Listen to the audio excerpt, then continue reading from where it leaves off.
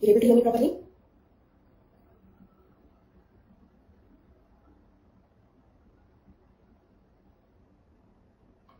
When the new batch will start?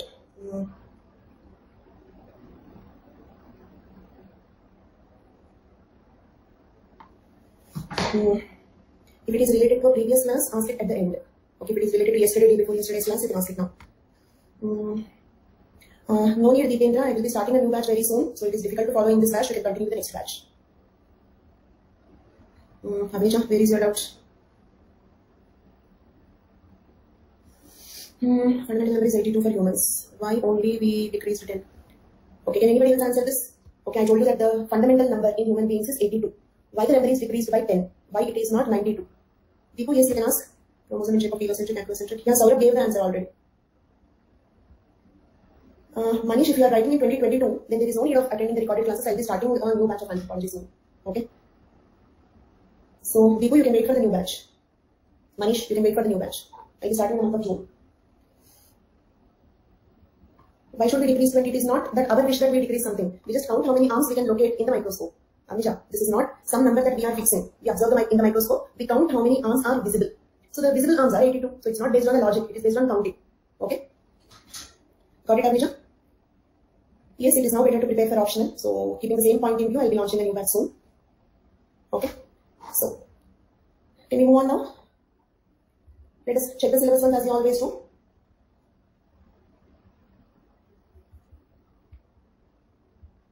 Postpone, I want to prepare, can you please suggest? Next batch will be in the month of June, okay? And so as such, the date is not yet fixed now, okay? So you can keep checking my profile. Okay, very soon I will be starting a new batch. Difference between allosomes and allosomes are chromosomes. Somatic cells are cells. In the cell, in the nucleus, we have chromosomes. Allosomes is the name of the chromosomes. Somatic cells are cells. Cell, this is chromosome, okay? Then Shweta Saxena, is that clear? Somatic cell is a cell. In the cell, we have chromosomes. Thank you so much. Bhargava, thank you. Okay. So, as we always do, let us check whether we have completed this 9.1 or not. Human genetics, methods and applications, methods for study of genetic principles in man family study. Under that, we have pedigree analysis. See, this is all title. From here to here, it is a title. Okay. Genetic principles in man family study. Under that, what we have studied? Pedigree analysis. Twin study we have completed, foster child we have completed, co-twin method we have completed, cytogenetic method, chromosomal and karyotype analysis we have completed. So, from here till here we have already completed. And then I said biochemical and immunological methods will be discussed in 9.6, DNA technology will be discussed in unit 12. Okay. So, with this, except those two topics, unit 9.1 completed. And we have seen both the previous questions. Describe briefly various methods used in genetic study of man. What are the different methods used in genetic study of man? We have pedigree analysis, we have Hardy-Wimber law, we have genome studies, all these things. Okay. And twin method in human genetics is nothing but co-twin method.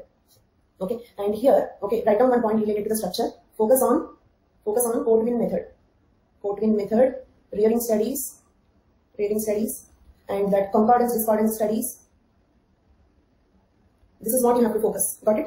Co-twin method means mean, pair, difference, variance, that you have to write. Heritability equation, all those equations. Then rearing studies, then concordance discordance studies. Okay, so this is what you have to write. You need not write about the types of twins. Got it? Okay, you need not disturb about the types of twins.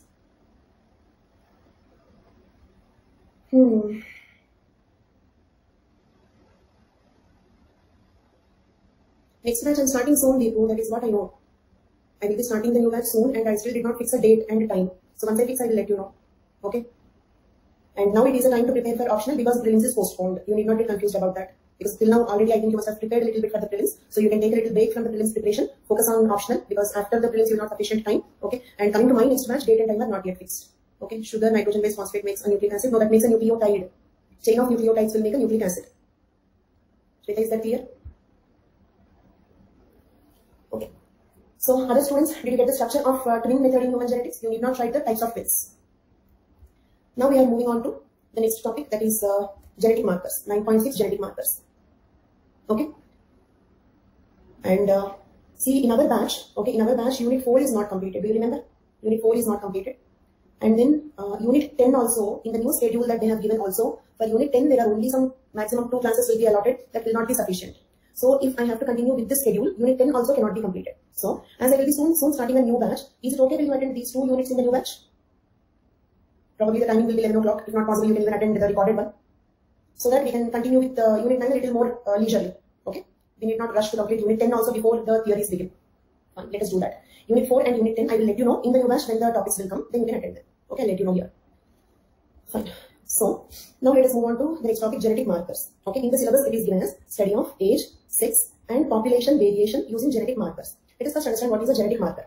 Genetic marker is a gene or a DNA sequence. Basically, what is a genetic marker? It can be a gene. Means, for example, hemoglobin gene can act as a genetic marker. Insulin gene can act as a genetic marker. Okay, so any gene you can consider as a genetic marker. Is it clear? But it need not be a gene. It can be a DNA sequence. What is a DNA sequence that is not a gene?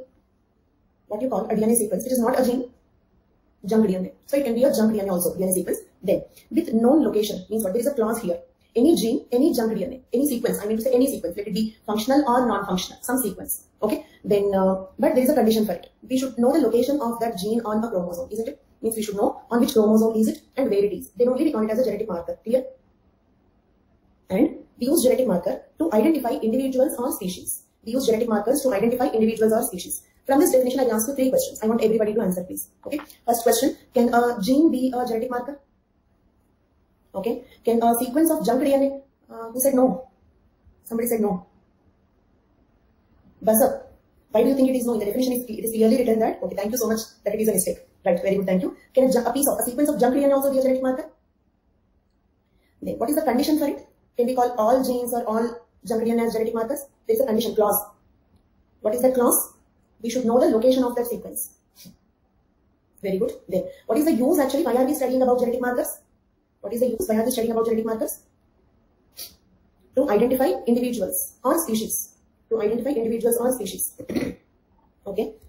So, understand and remember this definition. In physical anthropology, if you understand, you can write the definition. It's not like social anthropology that you have to write in the same sentences. In physical anthropology, there is just nothing that is specific about sentence formation, right? You can write on your own. Okay, but be careful that the meaning should come properly. That's all. So if it is easy for you to by heart it. Or if it is easy for you to form the sentences, understand the meaning, do that. Whatever is easy for you. But for social anthropology, for quotations and definitions, means you are quoting the person, then you have to write in the same lines. That is the only place where you require by hearting. Okay. Then now, so one more question. Can I say that the gene which is coding for RH antigen? Do you remember RH blood group? Is it a genetic marker? Is it a genetic marker? Yes. Why? All the conditions are satisfied. Yes, it is a gene. Okay. All the conditions are satisfied. First, it is a gene, and we know the location of that gene. We know where it is. Okay. And can we use RH gene to identify the individual? Can we use RH gene to identify the individual? How? Say for example, crime investigation, disputed paternity, isn't it? But we use only for exclusion purpose. Do you remember that point? We cannot include the person. It means we can say who is not the father, but we cannot say who is the father because countless number of people will have the same blood group. Just because blood group is matching, nobody is going to give you their property. Okay, so we can only say who is not the father, right? So, and can I also consider A, B genes, gene A, that is gene that codes for A antigen, B antigen. They are also genetic markers.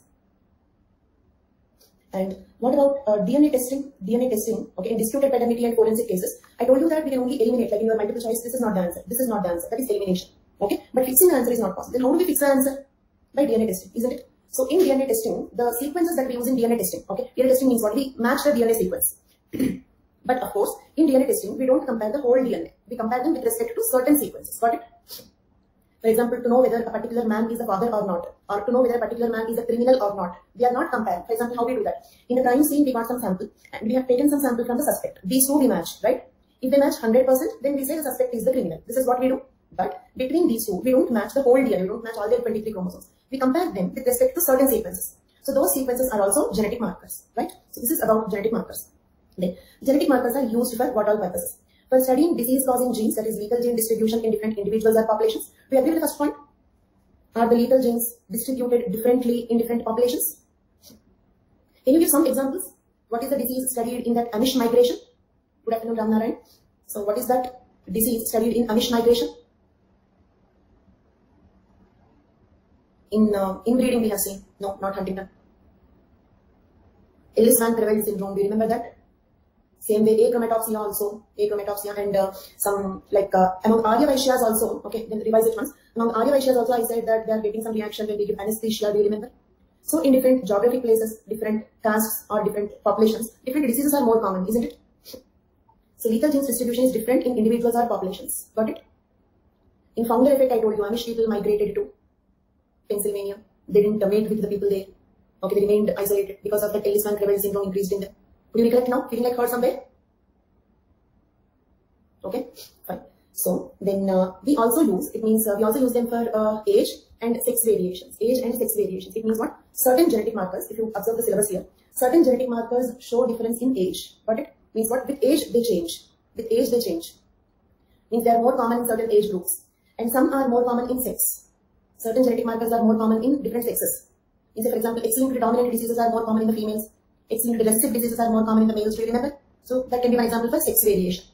And population variation, okay, this Ellis-Van-Creveld syndrome, achromatopsia, okay, age variation, Huntington's syndrome. So I mean to say different genetic markers. Certain genetic markers show age variation. Certain genetic markers show sex variation. Certain genetic markers show population variation. Clear? So this is study of age, sex and population variation using genetic markers. Got it? Age, sex and population variation using genetic markers. But one small point I would like to highlight here. It does not mean that each marker will show all the three variations. Got it? Means what? It can show only age variation, or only sex variation, or only population variation. For example, Ellis-Van-Creveld syndrome shows only population variation, but not sex variation or age variation. Agree? Okay? So, in the syllabus, this sentence does not mean, because many students will ask me, for example, with respect to a genetic marker, if I explain about age variation, then they will ask me a question, then what about sex variation and population variation? Okay, need not be. It does not mean that each marker will show all the three variations. Each marker shows any one of the variations, or sometimes more than one of the variations. Clear?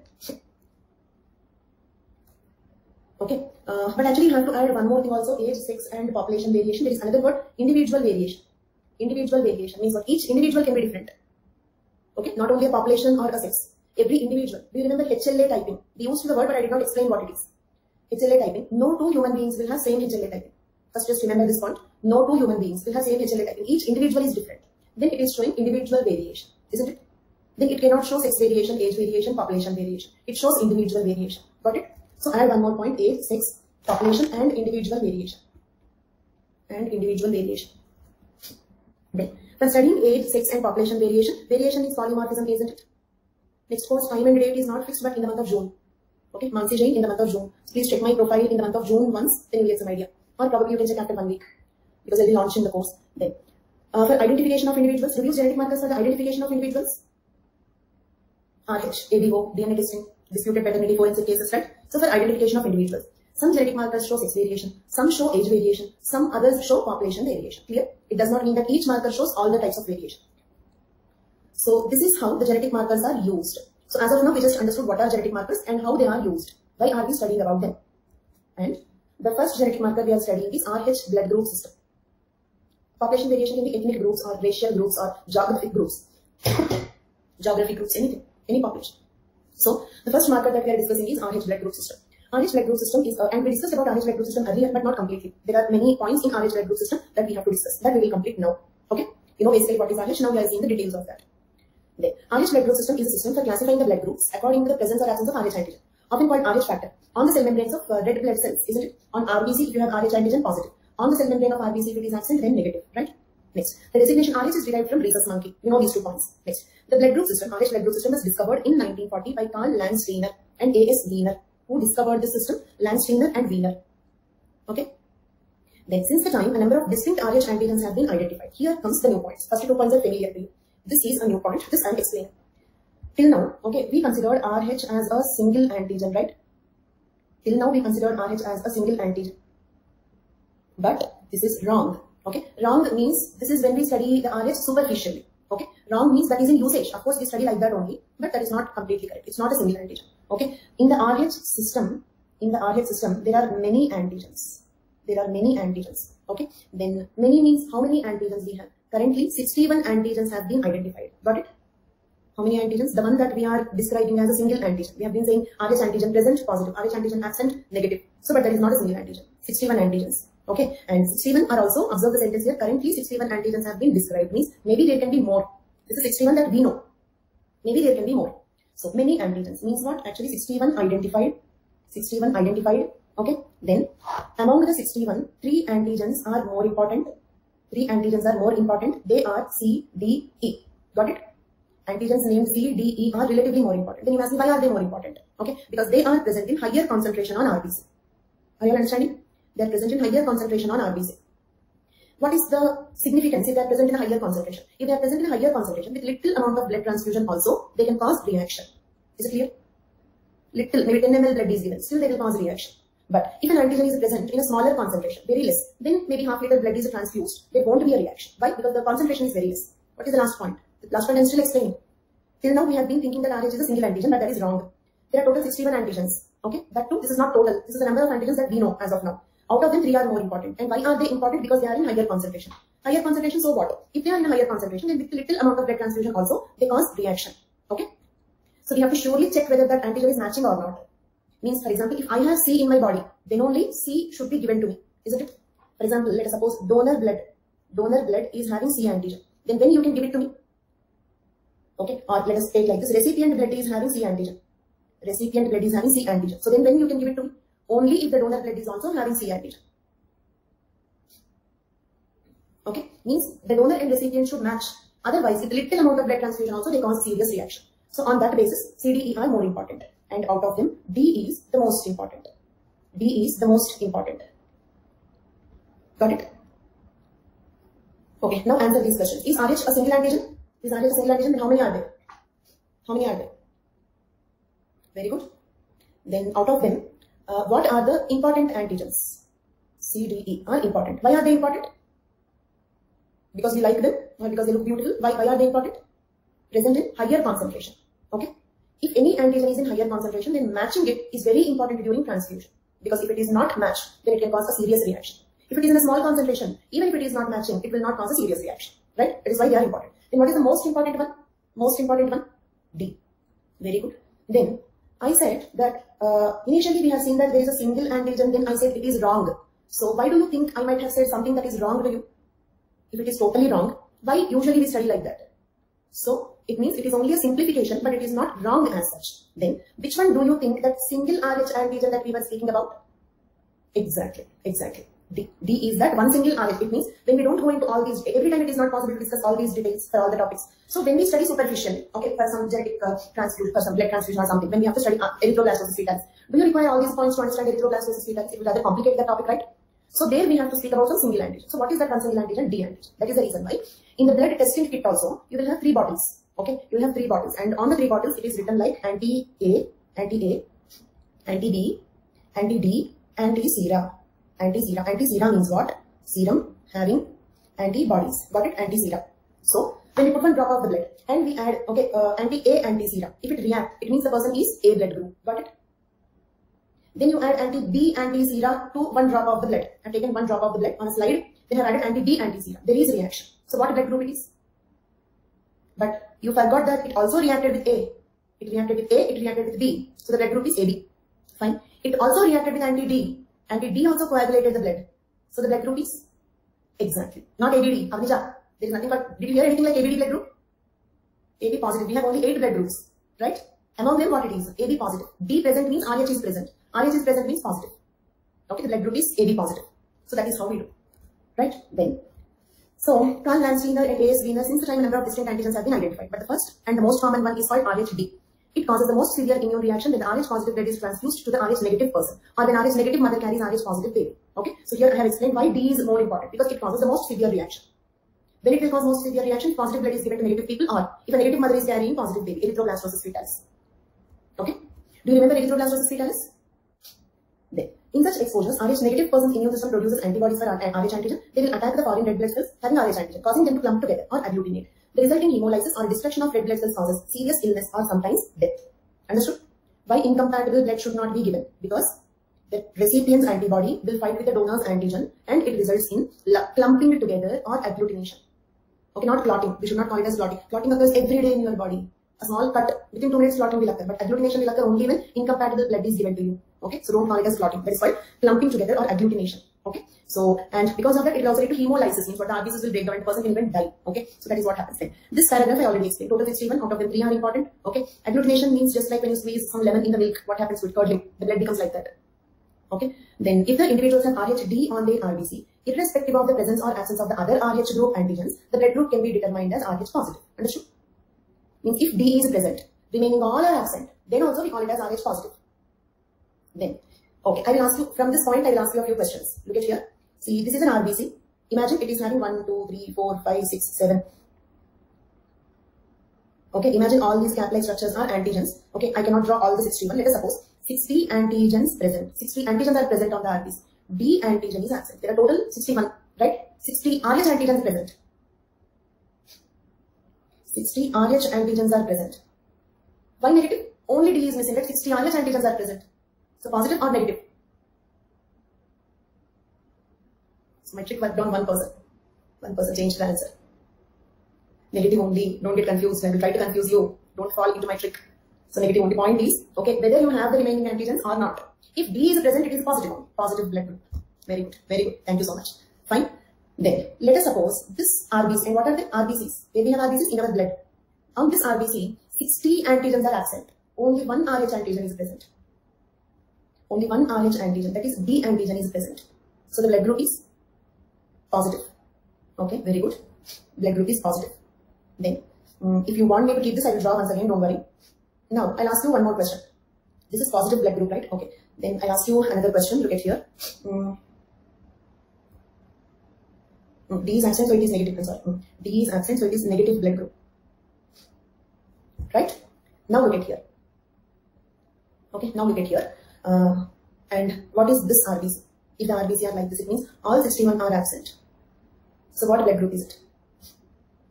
Saurabh, why O comes here? Because here these 61 are absent. I did not say AB are absent. AB can be present. See, A, B, AB, O are related to another different system, that is ABO system. This is RH system. Okay? So this is negative, right? This is negative, right? This special type of negative is called as RH null. Did you understand? RH null. Okay? Notice the difference between RH negative and RH null. And this RH null is called as golden blood. Did you hear the word golden blood? Did you hear the word golden blood? This is called golden blood. Okay, so now listen. There is something called golden blood. These are unusual blood groups. One is Bombay blood group that we discussed already. Okay? Another unusual blood is golden blood. Why this is called golden blood? Will it look in some golden color, shining and all? No. Okay, rare. So precious. Very, very rare. So precious. It means, see, because all antigens are absent, it means they can produce all, complete my sentence, all 61 antigens are absent. So they can produce all antibodies. Because, okay, okay, we never produce antibodies to self-antigens. But here, all the 6 are not self-antigens. All the 6 are absent. Okay. So that is the risk here. Means who can donate blood to an RH null blood group person? Who can donate blood to an RH null person? Don't bring gold. Oh yeah, golden blood. Yes, another null person only. Another null person only. Okay, even O negative. Normal O negative people cannot donate blood. Is this combination okay? Can a normal negative person donate blood to null? No, because for those 60 antigens, they will produce antibodies. The blood will coagulate. The person will die. So this is one problem. Okay, so getting a golden blood is so difficult. So therefore we call it as golden blood. And this is one unusual blood. So Bombay blood group and golden blood. These are two unusual blood groups that we have. And also that is one problem. There is another problem also. Here, if you observe, usually the RBCs are covered with all these antigens. Will that give some mechanical strength to the membrane of the RBC? Which membrane do you feel is tougher? Among these two, which one do you feel is tough? Membrane is little tough. The one, because the antigens are covering the RBC. So the RBC membrane will get some mechanical strength. But here all antigens are absent. So nothing is covering it. So the RBC membrane will become very delicate, isn't it? So hemolysis is more possible here. Hemolysis is also easier. Pragya Singh, are you there since beginning?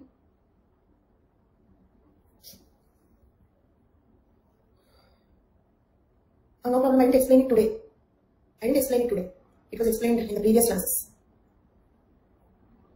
O negative golden blood, there is no relation at all. O negative golden blood, there is no relation at all. Because O is something related to ABO, and we are now discussing about RH. Okay? So, one sentence answer for your question is they are different. O negative is different from golden blood. Okay?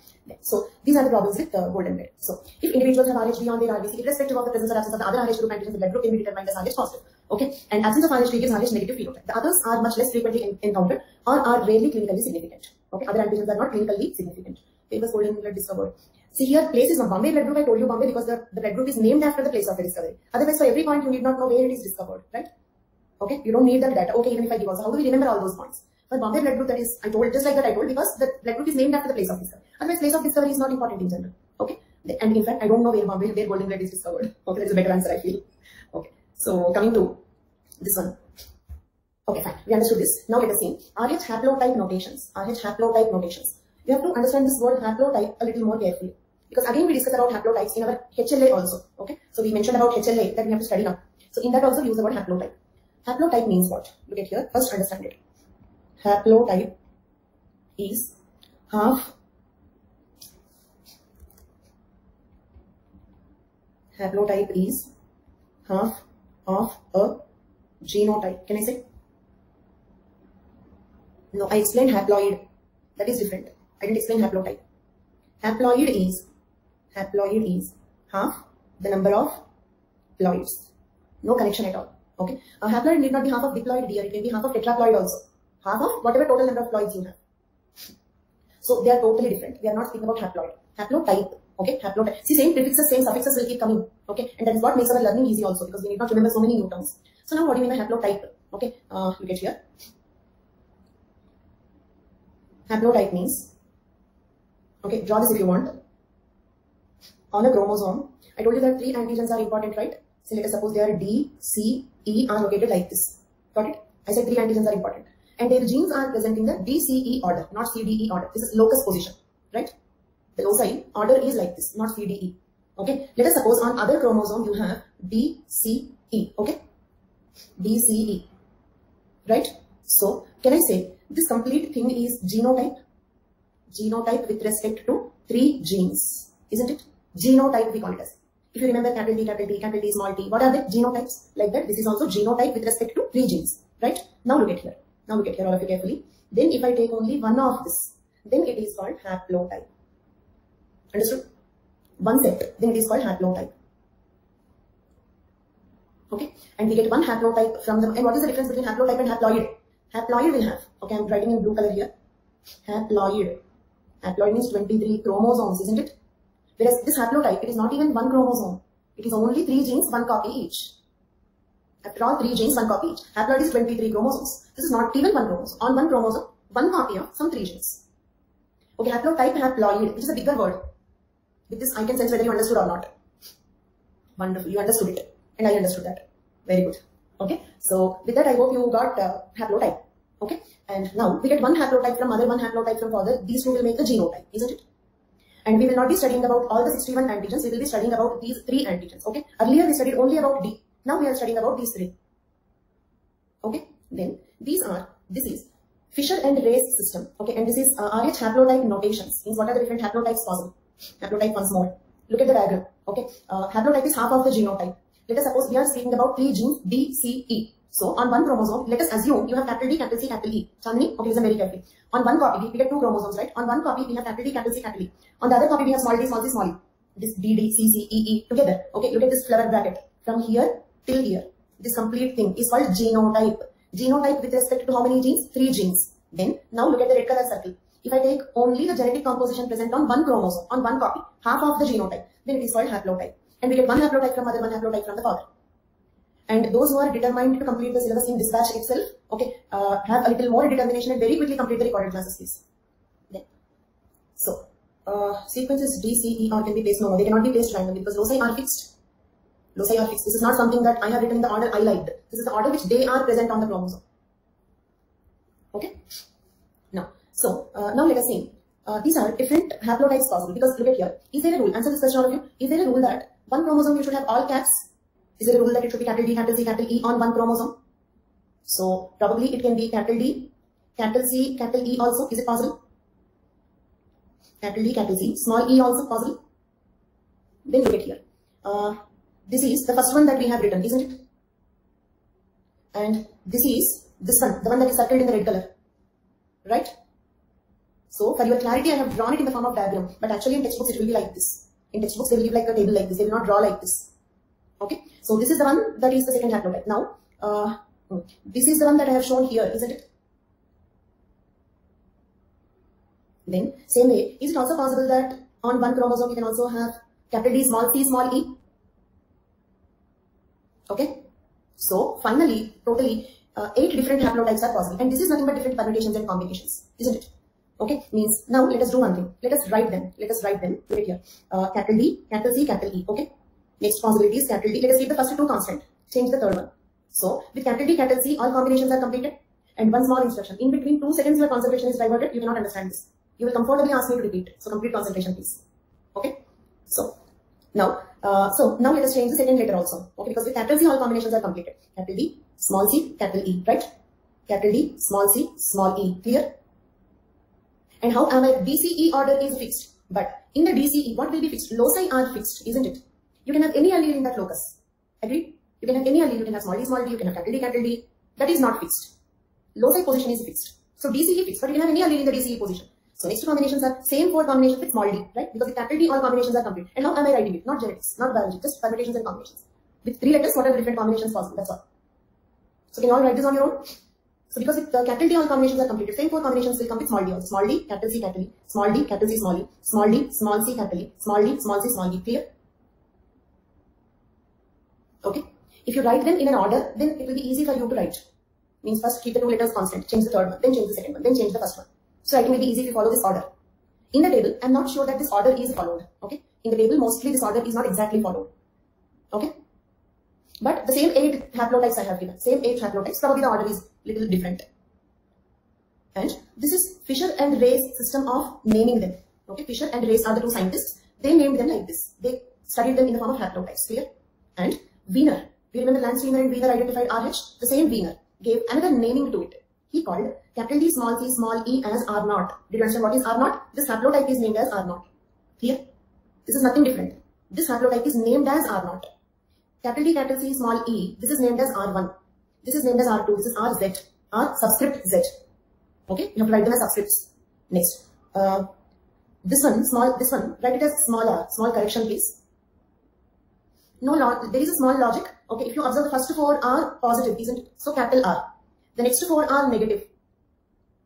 And one more thing, I love the logic. So logic is one word with which I live. So if there is a logic, I'll surely explain. You can wait. So finally, if I don't explain, then 2 are possible, 2 possibilities. Either no logic, they just named like that, or I don't know the logic. Okay. So if there is a logic and I know that, 100% guarantee that I will tell the logic.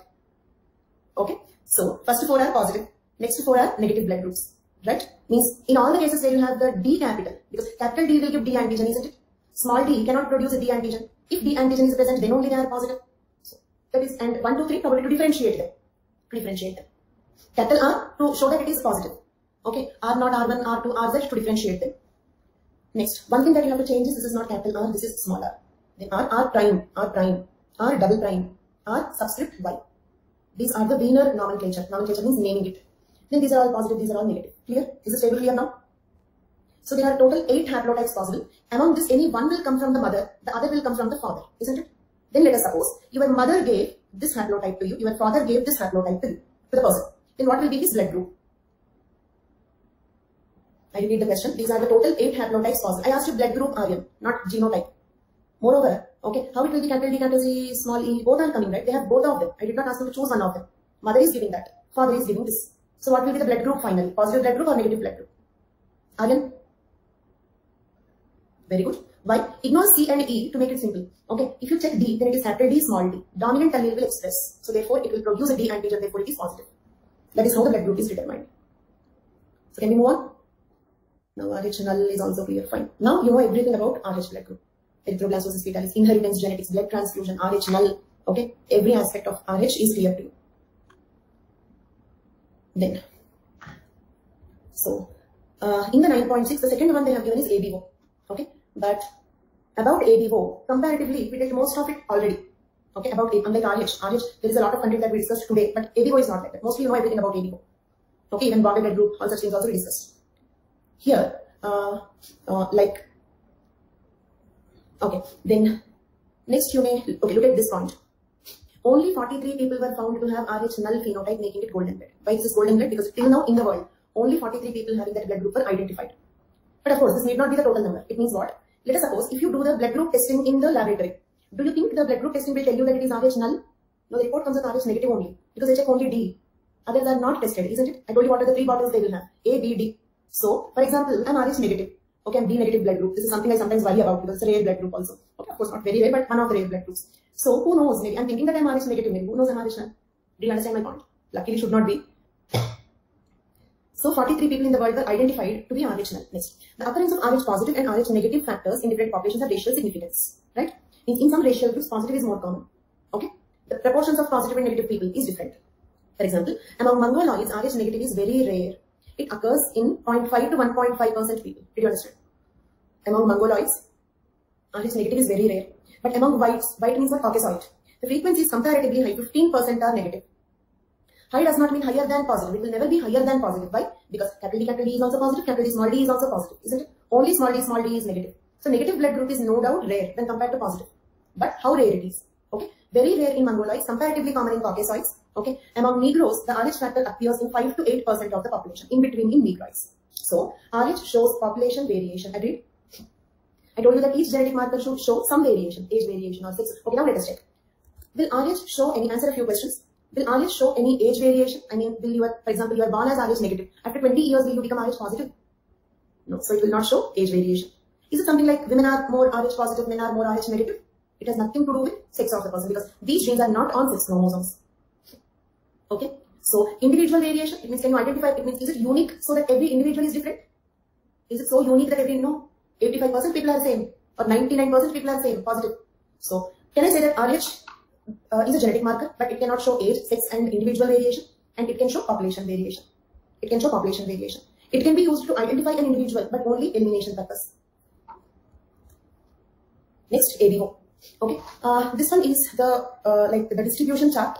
Okay, this I have taken from some source. You can use this. Okay, if you feel any problem in this. Okay, if you feel that there is some mistake, you can even Google search for some other source also. Okay, so this is just the distribution. For example, among whites, okay, O blood group is 36%, A is 32%, B is 8%, AB is 3.2%. Did you understand? Then among blacks, O is 7%, A is 2.9%, B is 2.5%, AB is 0.5%. Okay. So Chandrajit, then what about optional? You were taking Vajiram GS. So what about optional? You have taken optional coaching already. Then look at this table. Then you may ask me like 7%, 2.9, 2.5, 0.5. Then what about the remaining all? If you observe, total is white, black, Asian, others. Did you understand this table? Means this is not 100%. No, this is 100%. Then you will understand the table if you just observe this one point. Otherwise, this table will be confusing. Means 100% is whites, blacks, Asians. White means Caucasoid, black means Negroid, Asian means Mongoloid, others. You are considering all of them to be total. This is 100%. Okay. Then you will understand why. See, O, A, B, AB. These are all the only 4 blood groups you have. So O plus A plus B plus AB should be 100%. But why this is only 0.8%? 0.8. It means 80%. What about the remaining 20%? Okay. This question you will get if you do not observe this point. Is the table clear for all of you now? Do we have to remember it? Yes. Yes, because for 2 reasons. Okay, you can roughly write it. Okay, small errors are okay. It means analyze the table, remember it roughly.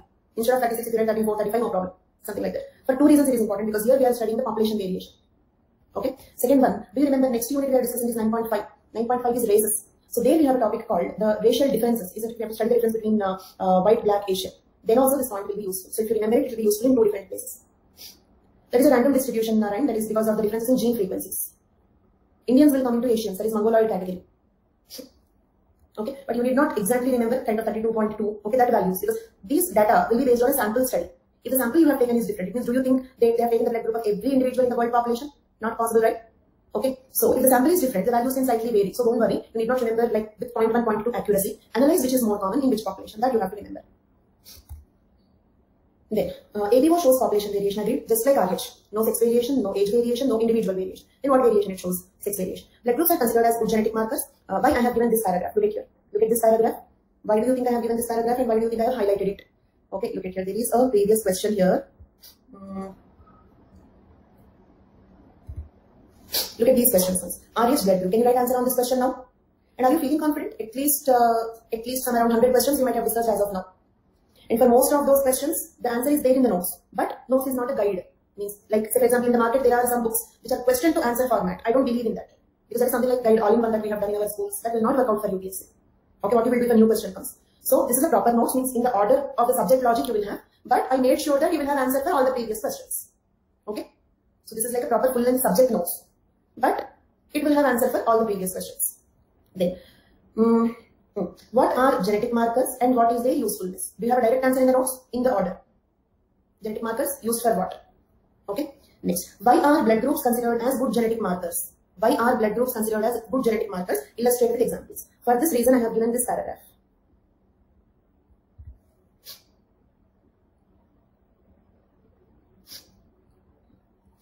You can ask me at the end of the session, you can ask me the questions. Because I can give the mail ID, but I don't very frequently check it also.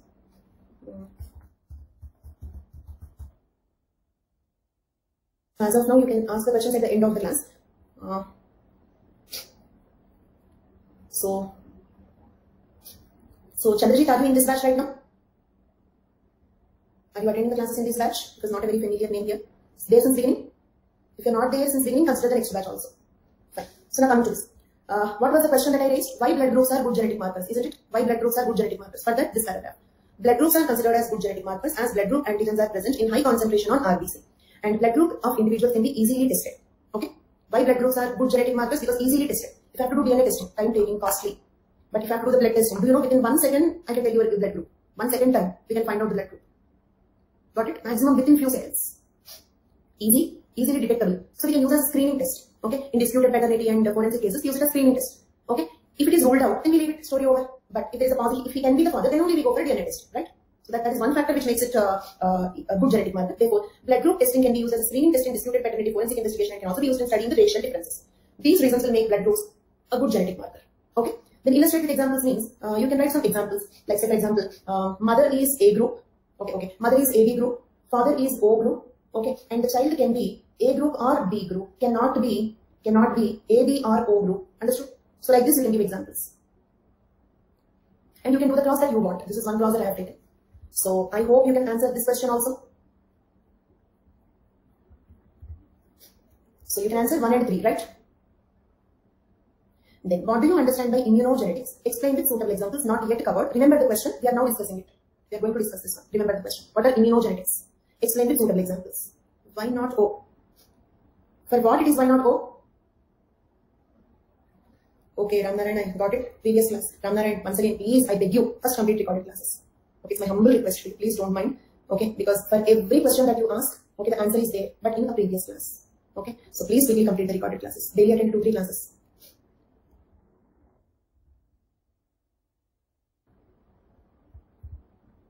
Is it? So can we proceed? The A and B antigens occur not only in A and B antigens occur not only on red blood cells. Okay, and Ramnarayan, particularly this cross we have discussed. Okay, I made the students to do this cross. Okay, then one more important point. So the AB antigens occur not only on red blood cells but also on many other tissues. It means what? Sometimes, do you remember I said we can do the blood group testing from saliva also? For example, a criminal smokes in the crime scene. Okay, and leaves a cigarette butt over there. From the cigarette butt, we can do our semen, rape case, semen. From semen also we can tell the blood group of the person. Okay, then for that, there are 2 alleles called SE and SE, capital SE, then small SE, right? These are 2 alleles, dominant allele, recessive allele. Okay, they control the ability to secrete AB antigens. Secrete AB antigens means what? If they can secrete, then the AB antigens will come into saliva, urine, okay, or semen, etc., sweat. Okay, if they cannot secrete, then these fluids will not have the antigen. The antigen will be present only on RBC, right? Capital SE is responsible for secretors. Capital SE is responsible for secretors. Small SE is responsible for non-secretors. Okay, small SE is responsible for non-secretors. Okay. So, for example, look at here. And one thing, ABO RH we have already completed. Okay, and ABO RH is a kind of continuation topic. So those students who are there from the middle of this batch, okay, will not be able to understand 100% of it. Maybe some 80% you will understand, but you cannot get 100% clarity. So if you want 100% clarity on each topic, either new batch or recorded, all recorded. Okay, so that these are the 2 alternatives. Then, okay, now answer this question. Okay, see the genotype at I locus is IA, IB. What is the blood group? Means what antigens are present? And where do they have these antigens? On RBC. Plus, at a different locus, at SE locus, if their genotype is capital SE, okay, then they are secretors or non-secretors?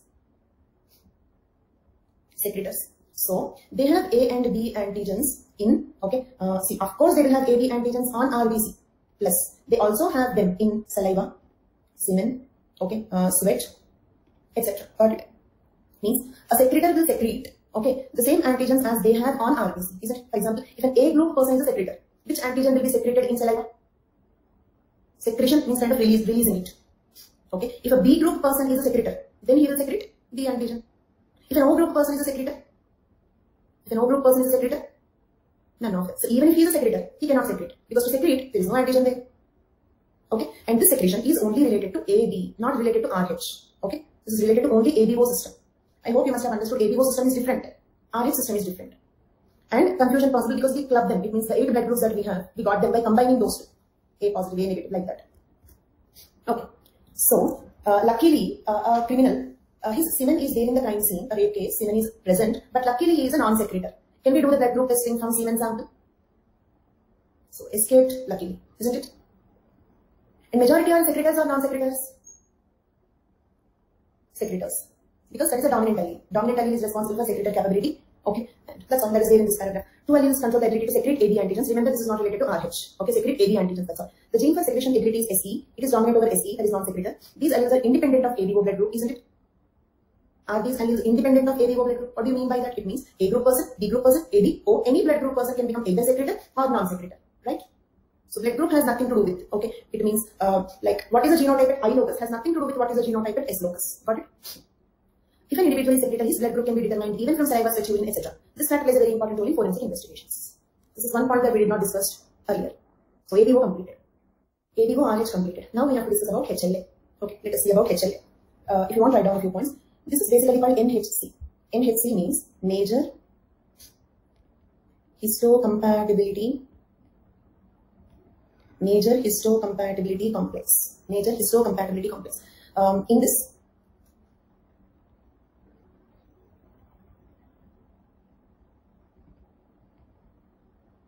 this, the word histo means tissue. It can be an organ also. Okay, like for example kidney. Okay, or liver or heart. Then compatibility means matching. But so histocompatibility means organ matching. Okay, tissue means a group of cells. All organs are tissues, but all tissues are not organs. Clear?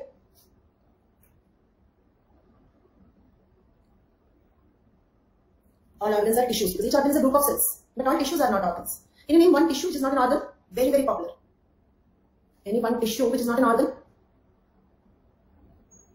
Blood. Blood is a liquid collective tissue, so it is not in the form of an organ. Okay, leave it. So when we discuss about this NHC, we mostly discuss this about in organ donations, right? Organ donations. It means, see for example, if somebody should donate an organ, do we need blood group matching between the donor and the recipient? So it means a positive person cannot donate kidney to a negative person, 100%, right? But blood group match. Okay, let us suppose between donor and recipient, blood group is matching. Can he donate the organ? No. Okay, yeah, may. Okay, it means only because blood group is matching, organ cannot be donated. Means what? During organ donation, we match something else. That is MHC.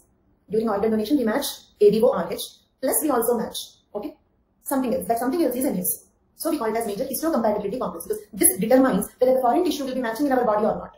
This determines whether the foreign tissue will be matching in our body or not. Okay, then. So this NHC is also called as HLA. HLA means human leukocyte antigen. HLA. Is it clear? Human leukocyte antigen. What is the difference? I'll ask you one question, all of you please. Where do we have AB and RH antigens? Where do we have AB and RH antigens? Very good. Then where do we have this HLA antigens? Where do we have this HLA antigens? Tarun, wrong answer. Where do we have HLA antigens? WBC. Leukocyte means WBC.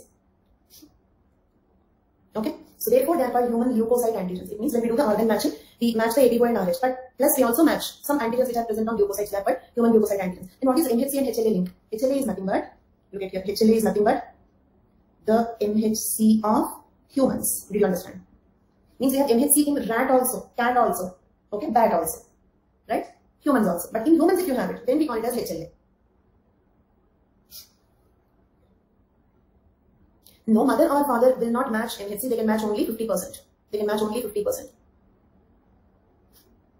Okay, I quickly repeat. MHC means major histocompatibility complex. Histo means tissue. Tissue means a group of cells. So organs are tissues. Kidney is a tissue. Liver is a tissue. Okay, in kidney donation, liver donation, heart donation, donor and the recipient should match. We basically do the blood testing. Blood group should match. It means AB, RH should match. But only if the blood group is matching, it does not mean that he is a suitable donor. In addition to AB and RH matching, they should also match in this MHC. MHC means major histocompatibility complex. We have this major histocompatibility complex in all mammals. Dog, cat, rat, giraffe, lion, tiger, all mammals. So the MHC that is present in the humans is called as human leukocyte antigen because these antigens are present on WBCs or leukocytes. AB and RH antigens are on RBC, but this HLA antigens are present on leukocytes. So HLA is nothing but the MHC of humans. Okay, so MHC, HLA both mean the same. It is useful in organ donation. And what do you think? Will this show population variation, sex variation, or individual variation? This shows individual variation. Eye is also a tissue because no two humans have same HLA except identical twins.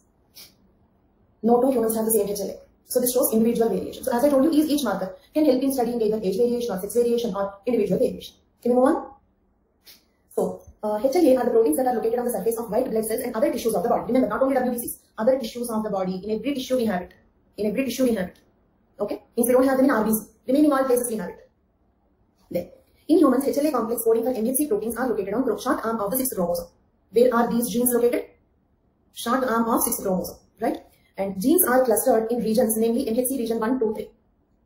Is it clear? It means there are many genes here. These genes are grouped, categorized into 3 clusters. And this is difficult. Okay, and after this remaining all are easy. So complete concentration to understand this. And also, we cannot complete HLA today. So if you have any doubts, don't worry. We will continue tomorrow, then you will understand them. Okay. But as far as I explained, try to make it 100% clear. So, in the MHC, for example, in RH, you have 3 genes, right? CDE. Or if you take the total count, 61. Same way, here also we have many genes. Okay, just like CDE, here also we have a few genes. Those genes are grouped into 3 clusters. 3 clusters. 1, 2, 3. Clear? We'll come to the alleles little later. Okay. Now, MHC region 1. We are discussing about the region 1. I have given the diagram also in this. Okay. Then it will be clear for you. Look at here. MHC region 1. It comprises of 3 class 1 genes called HLA-A, HLA-AB, HLA-C. Okay.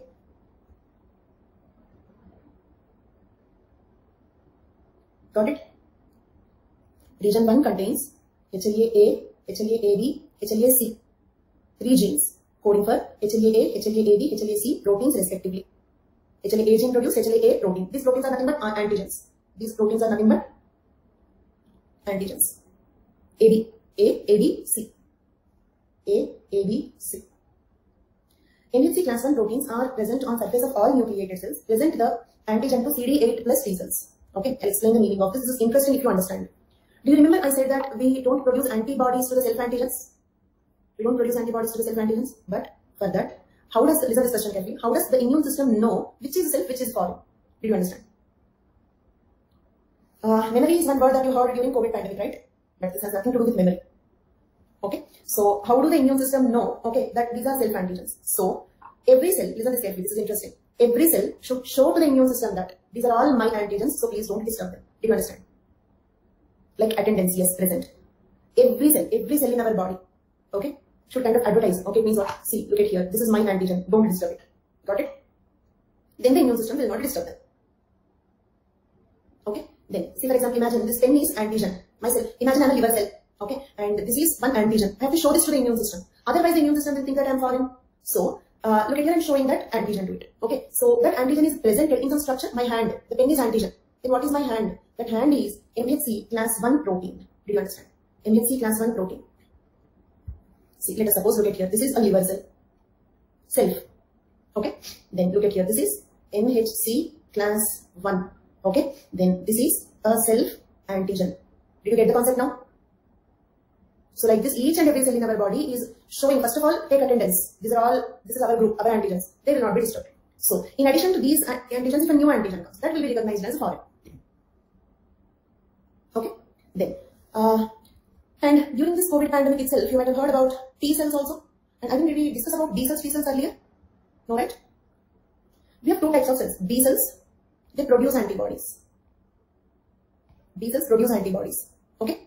Then there are T cells. They kill the unwanted cells like cancer cell, okay, or any infected cell or foreign cell. They kill the cells. Clear? In this there are 2 types again. Okay. In this there are 2 types. They are called as cytotoxic T lymphocytes.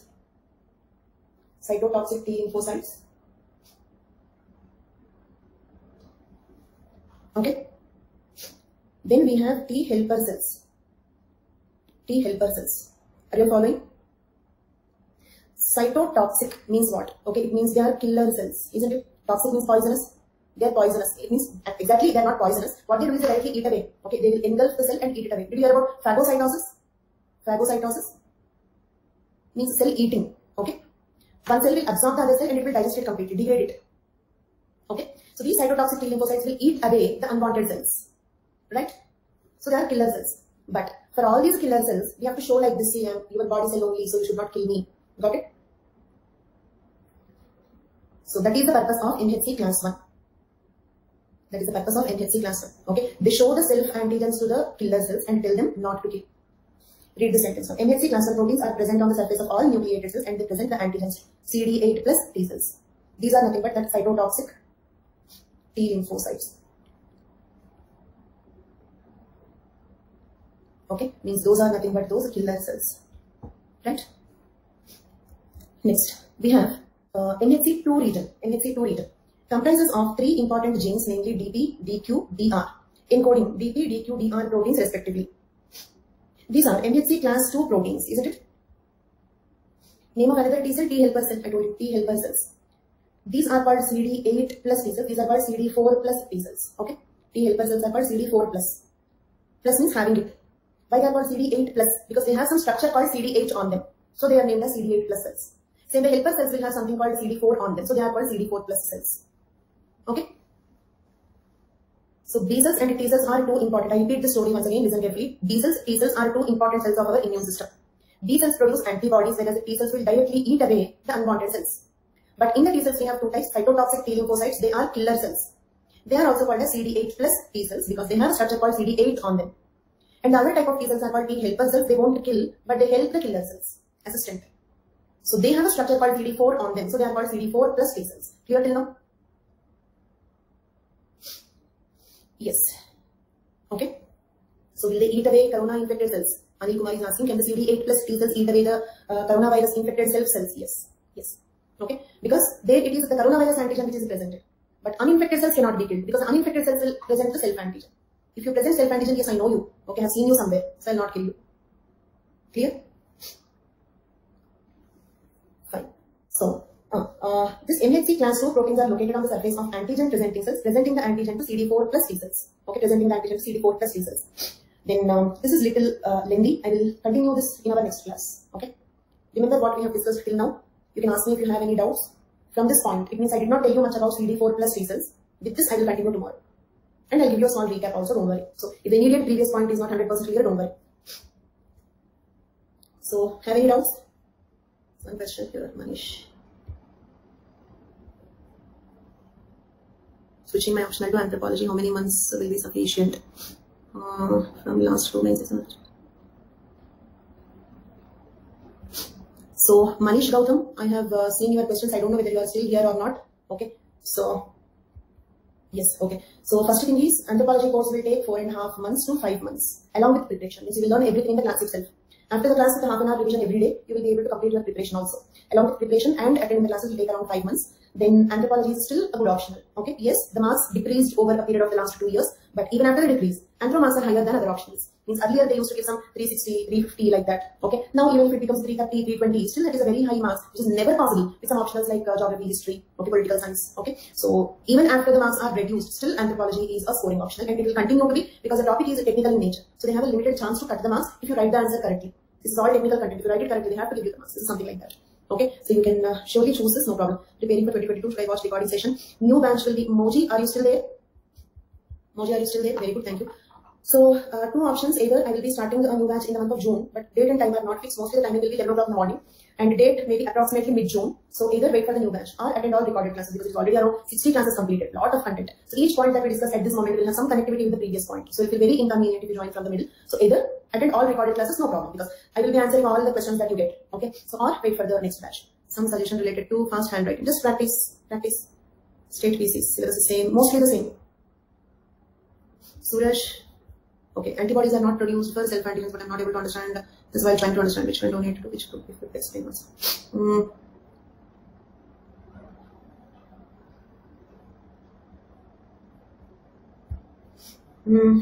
Okay.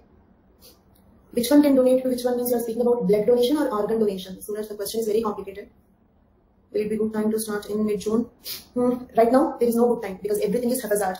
Okay, we don't know next year when the exam will be. We don't know. Okay, so there is nothing like absolute good time because everything is uncertain. When the interviews will be done, when the prelims will be done, when the mains will be done.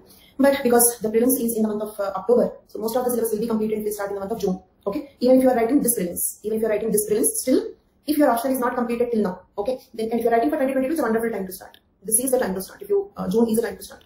Even if you are preparing for 21, still June batch will be okay because you'll be completing most of it before your prelims. Blood transfusion, Suraj. Okay, if the donor is having A antigen, okay, then if I have A antibody, then that blood should not be transfused. Donor's antigen, recipient's antibody should be considered. Okay. How many classes it will take for 4 and 10? Yeah, good question. Unit 4, 2 classes. Unit 10, 4 classes. Though they both are smaller units. In fact, Unit 4 you can study on your own also. It's not compulsory to attend. Unit 4, in fact, you will feel bored if you attend the class because there is nothing much to explain. In fact, in theories, whatever little content you have, like I have to explain, is also explained in that. So you can even study Unit 4 on your own. I'll give you the notes in this batch. Okay. Or if you want to listen once, because some people will say that if we listen once, we will remember. In that case, you can attend. It will take only 2 classes. They should not match. Because if antibody and antigen match, they cause reaction. A antibody will destroy A antigen. Just like some polio antibody will destroy polio antigen. Okay. So that's all for today's class. Thank you all so much. Bye bye.